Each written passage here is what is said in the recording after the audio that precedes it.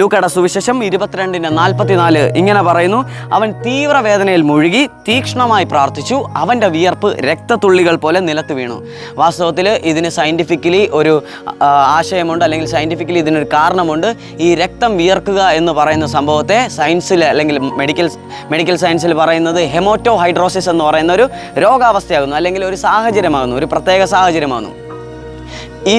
ഈ സാഹചര്യം ലക്ഷത്തിൽ ഒരാൾക്ക് മാത്രമേ ഉണ്ടാകാറുള്ളൂ എന്നാണ് പറയപ്പെടുന്നത്. ഇതിൻ്റെ ആധികാരികമായ പഠനം ഇനി നിങ്ങൾക്കുണ്ടെങ്കിൽ ദയവായി ഞാൻ തെറ്റാണ് പറയുന്നതെങ്കിൽ എന്നെ തിരുത്തുകയും കൂടെ ചെയ്യുക.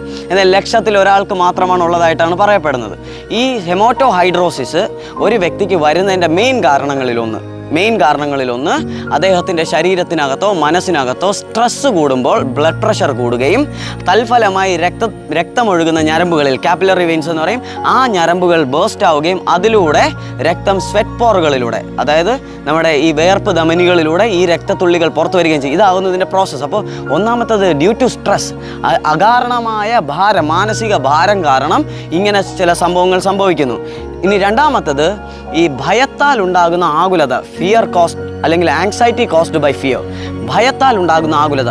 ഈ ഭയത്തിൻ്റെ ഒരു എക്സ്ട്രീം ലെവൽ വരുന്ന നേരത്ത് ആകുലത ഉണ്ടാകുന്നു. ആ ആകുലത കാരണം ഇങ്ങനെ സംഭവിക്കാമെന്ന് പറയുന്നു.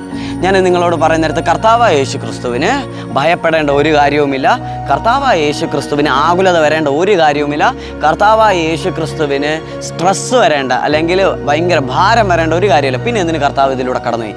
നേരത്തെ ഞാൻ പറഞ്ഞ സ്റ്റേറ്റ്മെൻറ്റ് നിങ്ങൾ ഓർക്കുന്നുണ്ടല്ലോ, വേറെ ഒന്നിനും വേണ്ടിയല്ല,